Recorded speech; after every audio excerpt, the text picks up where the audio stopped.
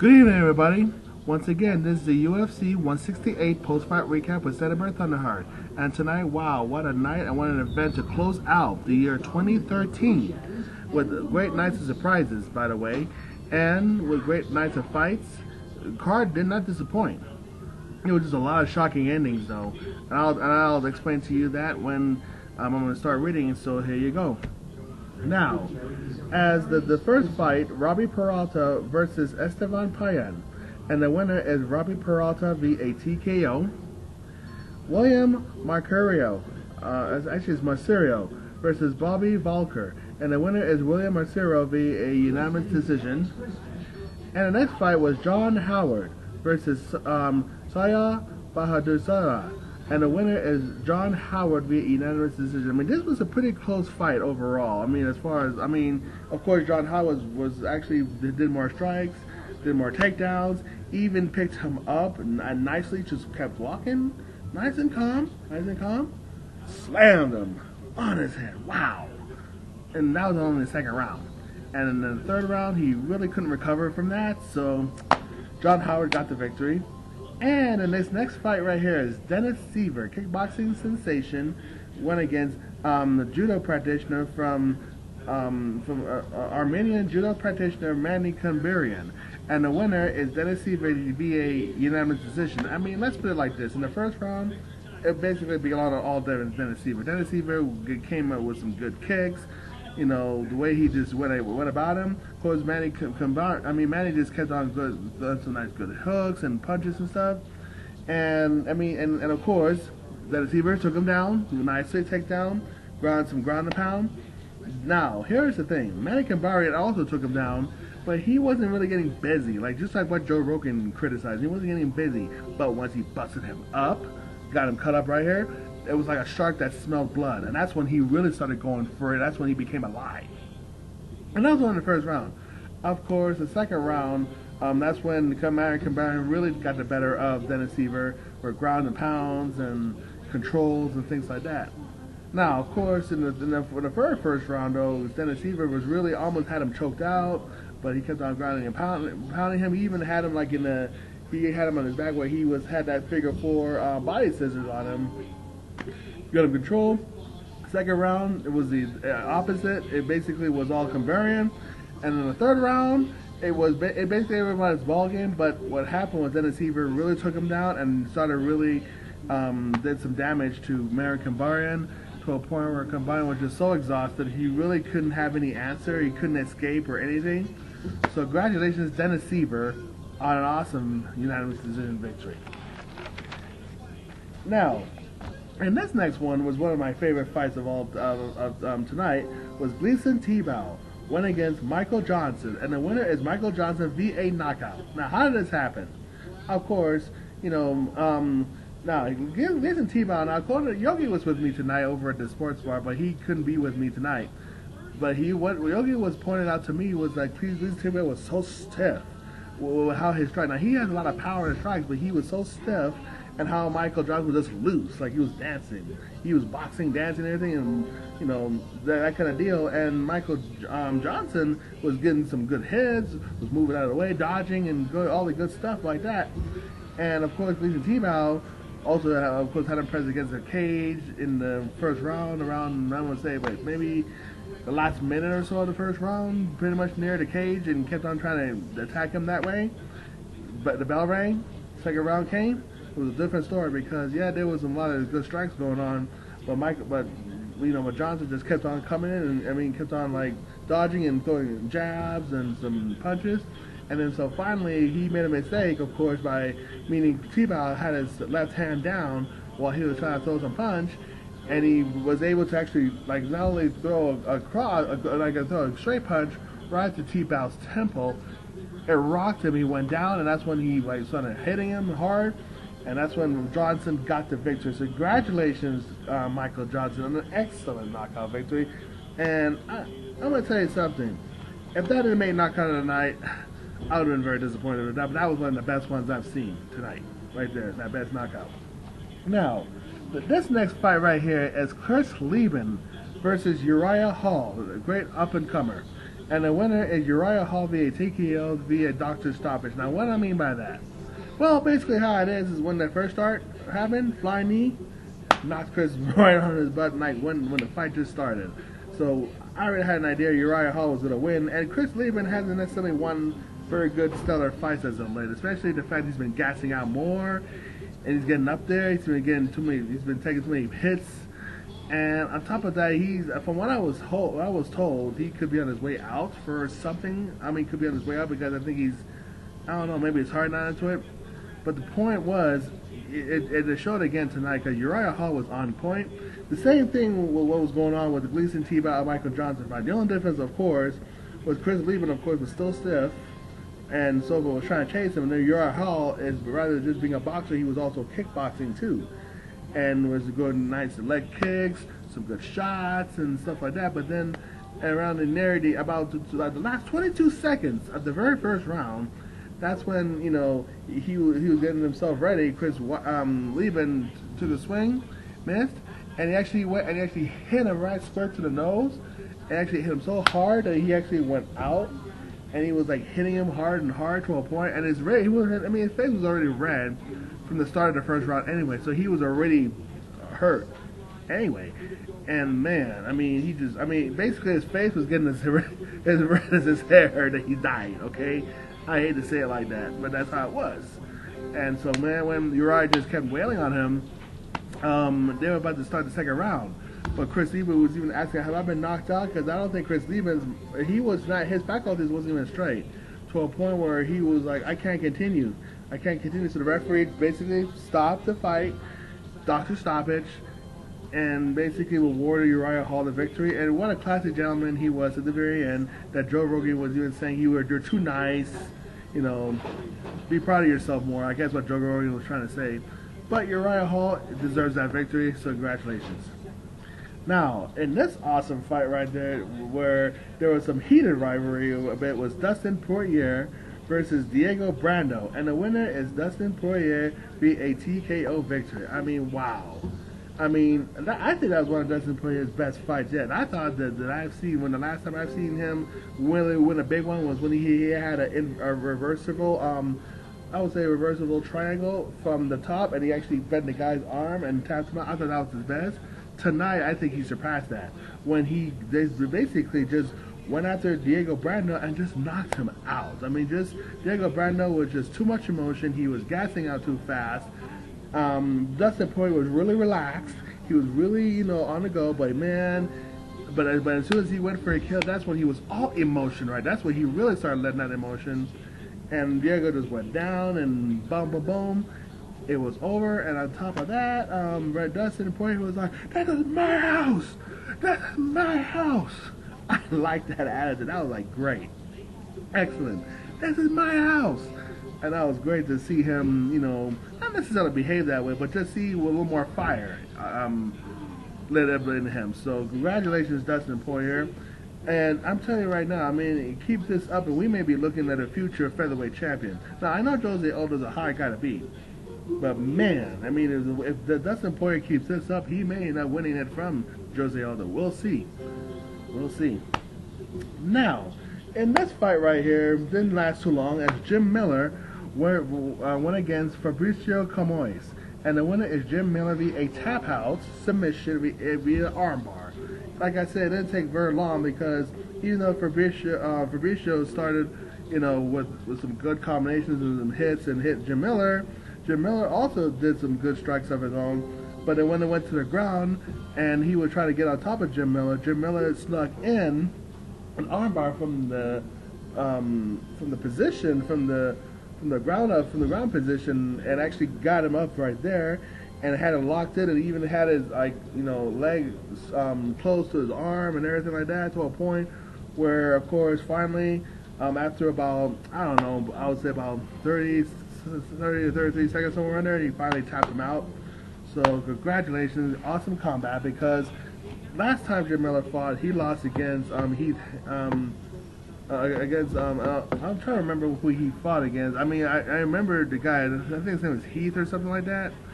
or something. But he got choked out by this particular guy. I gotta look back at it and see. He got choked out by him, only to find out that it was a no contest because the opponent that beat him was caught with marijuana in the system. I'm like, oh, you gotta be kidding me, right?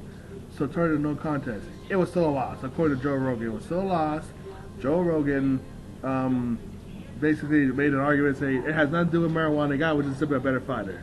Hey, you know how Joe Rogan feels about marijuana and natural drugs anyway, and I have to agree with that as well. So, any event though, Jim Miller, great win tonight.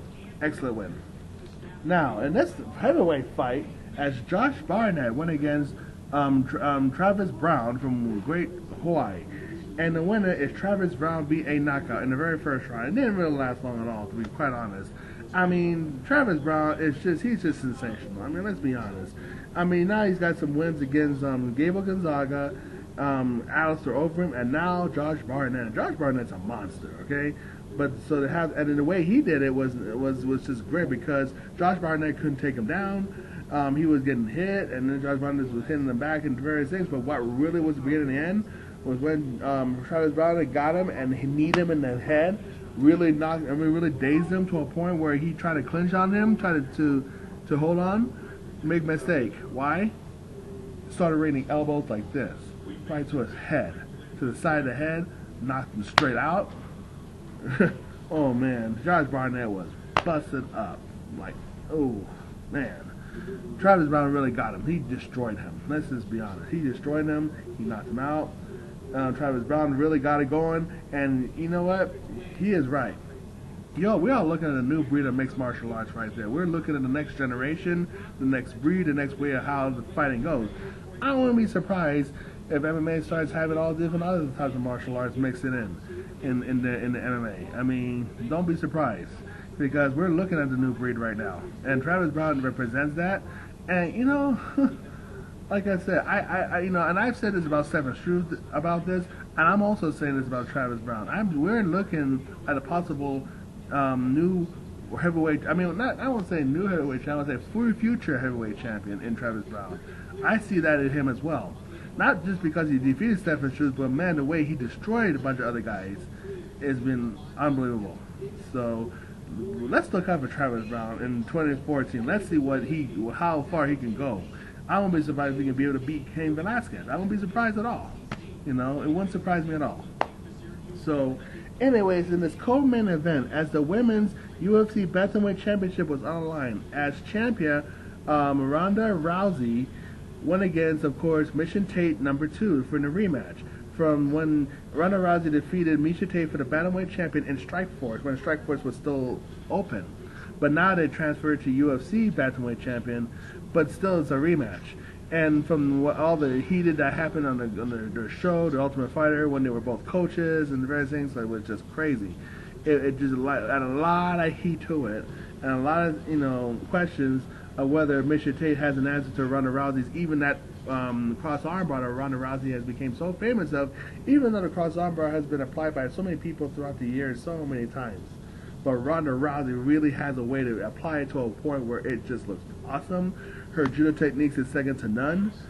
I mean, even though I don't want to care for the woman that much and her mouthy behavior and her opinions, instead, I kind of do respect her, the fact that she speaks up and she says things, especially the fact that so many times in the United States, especially in Latin America, everything has become so politically correct. People are getting so sensitive about things that it's hard to really speak her mind these days. So, in one way, I admire Ronda Rousey for that, but in another way, I just think that sometimes she goes too far with her mouth, and she needs to just really do more talking with her actions. And I mean, she's a beautiful woman, and she could just do more talking with her actions. I think people will respect her better. And I mean, she doesn't have to shake their opponent's hands or anything like that. But still, I mean, Miesha Tate, you know, really brought a fight to her. It lasted 3 rounds. She even did the cross armbar the first time. Miesha Tate escaped that. But the difference about the armbar that she did was, like, the first time when she had 2 legs over her chest, like that.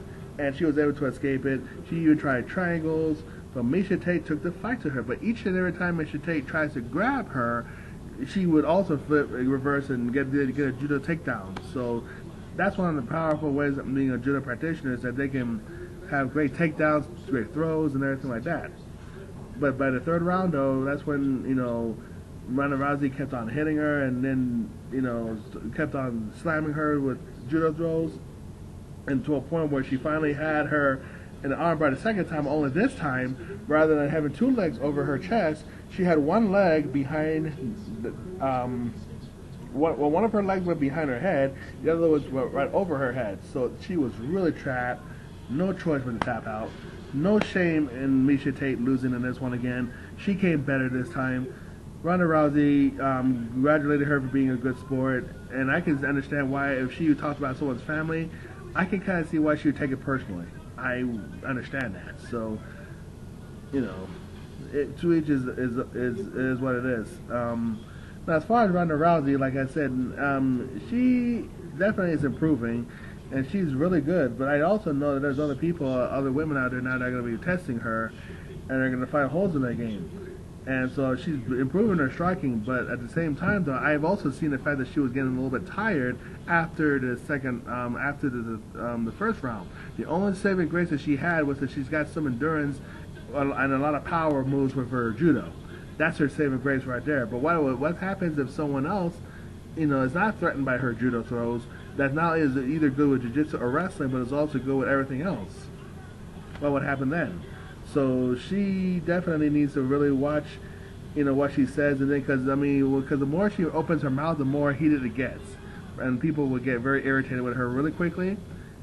And at the same time, you know, she can back it up, but how long will she be able to back up her mouth, and just concentrate on her fights? I just think she just needs to concentrate on improving herself, and if she needs to be expressive, but don't take things too far. This is how it is. So at least she's balancing out a little bit more so than I can say for most UFC male fighters. Anyway, let's move on to this main event, the UFC main event, as the UFC middleweight championship was on the line. Oh, and by the way, sorry to say, Ronda is still the champion, the UFC bantamweight, via submission, via armbar. Just thought I'd put that out there. So she's still a champion. So congratulations, Ronda Rousey, on still keeping that belt. Now, going to the UFC middleweight championship, as Chris Weidman, the champion, the same man who knocked out Anderson Silva back to UFC 162 due to the fact that Anderson Silva messed around too much and got caught. And through the fight, and I really believe that he threw that fight for whatever reason, maybe his mind wasn't right at that time frame. But in any event, the rematch happened immediately, which I thought that they should have probably waited. And now, you know, I may be right, because I've told some people you should have waited, that rematch should have waited right there. And what happened was, Chris Weidman went in and, you know, took him down, and so stood right back up with hardly any problem. But then what happened was, when they got into a clinch, Chris Weidman hit him pretty hard, and then knocked him down, and he was like rocking him and hitting him and elbows and stuff like that. But at the same time, Anderson Silva like recovered, was able to control more of the pace, even when he was on the ground, and he was hitting him from the ground position and so forth. But the point of the matter is that it went to the second round, and then when the second round happened, that's when, you know, it was a stand up again. And what happened was, and this was the freakiest thing, Anderson Silva throws a leg kick.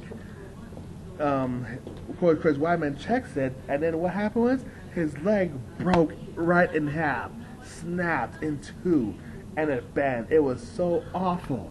Anderson Silva went to the ground, his leg got broken, the referee stopped it, and rewarded Chris Weidman the TKO victory due to a broken leg. What? A broken leg? Are you kidding me? Of all this stuff that's been going on, Chris Weidman knocked him out because of Anderson Silva's antics and so forth. That was his own fault. So really, what would happen if Anderson Silva did not act a fool or act up? Could Chris Weidman really have beat him? And now the same questions, and the answers haven't really been answered. I mean, Chris Weidman is a champion, no less. Anderson Silva, no matter what, will always go down as the greatest champion of all time. But we gotta be honest with guys. I mean, Chris Weidman, in a sense, did not beat Anderson Silva not once but twice. He didn't beat him the first time, really, and he did not really beat him the second time. shit happens in that way. And I mean, if anything, Anderson Silva is so damn good, he beat himself twice in such a way that I mean, I'm sorry. I mean, I'm not trying to disrespect Chris Weidman because he's a good man. I'm sure he's a cool person. I mean, he showed his humility in his victory, paying him respect and so forth. At the same time, let's be honest, he didn't really do too much to really convince that he is. I mean, yeah, he's done enough to have that well belt around his waist, but so many people are going to be criticizing him that he did not really beat Anderson Silva, not once but twice.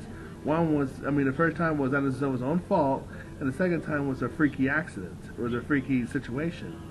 And it happens too, you know. Last time I saw an injury like that, I mean, I've seen many injuries, but previously I saw an injury with John Jones when he had a broken toe after he already beat up Chael Sonnen. But wow, that was really nasty. I mean, this is a career-ending injury. I'm not sure if he's going to continue after this, if he's going to retire. Nobody knows what's going on right now. All I'm saying is that, you know, I hope he gets, you know, the healing and the recovery after the surgery, because this was just a nasty foot broken. It was just, ugh. I'm sorry, I'm a little speechless about it right now. Not because he lost again. It was just because it was the way he lost. And, you know, like I said, not taking anything away from Chris Weidman. I mean, I don't really know him too much, but I do know that he's a great wrestler. He's a great fighter, and I mean, and if anybody I feel right now who is worthy of wearing that belt in the middleweight division right now at this time frame is Chris Weidman. Hey, at least he did what he did. He beat Anderson Silva, you know, as far as, you know, capitalizing on Anderson Silva's idiocy at that time. Not attacking him so much, but not only that, but also the fact that Weidman deserved it because he doesn't trash talk like Chael Sonnen. I mean, he's better deserving champion than Michael Bisping and various other fighters in the division. So this is gonna be something. I mean, Chris Weidman now has a lot of pressure on him now, and I know he'll deal with it, and he'll deal with it just fine. But how longer can he really hold on to it now without being a prime target? Because now he's a prime target now in that division. He's going to be a big time target. I mean, let's be honest. And then like I said, a lot of people are going to really. I mean, he didn't really beat Anderson Silva, and as far as Anderson Silva is concerned, you know, the thing is with Anderson Silva is like, I know he's got an excellent career. He's getting older now too. It ain't like he's a spring chicken anymore. It's not like he's like in his early 20s. He's 38 years old. His time may be coming to an end. Maybe this may be a wake-up call for him to retire. I don't know yet. I mean, only he has an idea when he needs to do. Maybe Father Time has caught up to him. You know, maybe Father Time is saying, you know what, Anderson Silva, you did your thing. Now it's your time to pass the torch to someone else. You just need to go out gracefully. Maybe that's what Father Time is trying to explain to him, or trying to tell him in various ways. And I'm going to tell you something. If any of y'all out there starts telling me, or starts saying that I'm making excuses for Anderson Silva's losses, or I'm making excuses for this and that, then you know what? Let me tell y'all something right now.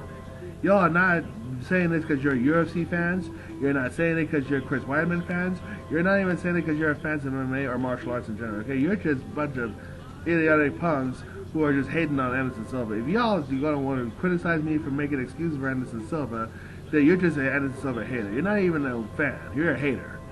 So don't try to come at me and tell me that I'm making excuses for Anderson Silva, because that's not an excuse. I'm just pointing out the obvious facts of what's going on, and certain things that need to be, you know, that only a critical thinker like myself can see. You see? I'm not disrespecting Chris Weidman. And no, and like I said, Chris Weidman has a lot to prove still, even as a champion. But at the same time, I can see him as a great champion, and I can see him carrying the division with some class and dignity that this sport often needs these days. Really, seriously. So who knows what's going to go on with this from now on? But wow, what a way to close out 2013. And like I said, this is Silva's future. We'll see what happens with that. We'll see what happens. I'm not going to try to predict or say anything. I'm not going to even try to speculate from this point forward. We'll see what happens. Maybe, perhaps maybe, of course, Lyoto Machida, now that he's down to middleweight, maybe he could be the next big thing now in that division. Hey, after all, they trained together with, he trained with Anderson Silva. Perhaps Anderson Silva can give him some pointers. Then Lyoto Machida is good enough to really do some damage too. So we'll see about all that. In any event, I'm gonna get going. It's been a long night, even a longer day, man. Oh my goodness. Why? Because if I look exhausted and look like I'm sick or anything, I'm not. I just did a lot of healing work today on a client, along with Rainbow, my wife, and so there was a lot of stuff I did today, a lot of business work and a lot of healing work for holistic health practice. So if any of you are interested in any healing work or counseling or anything like that on my part or Rainbow's, just go ahead and go to bearandrainbow.com. bearandrainbow.com. So that's where you can go find us and ask us about any services that we have to offer in that department. In any event, other than that, I will get going. It's been, like I said, it's been a long day, and it's gonna be a longer night for me. In any event, take care of you, everybody. And you know what? Let me tell y'all something. Have a safe and happy New Year, everybody. Have a safe and happy New Year, and be safe. Party responsibly, and let 2014 be a prosperous and abundant year and happy year for y'all. Take care. Healing, it is all that is.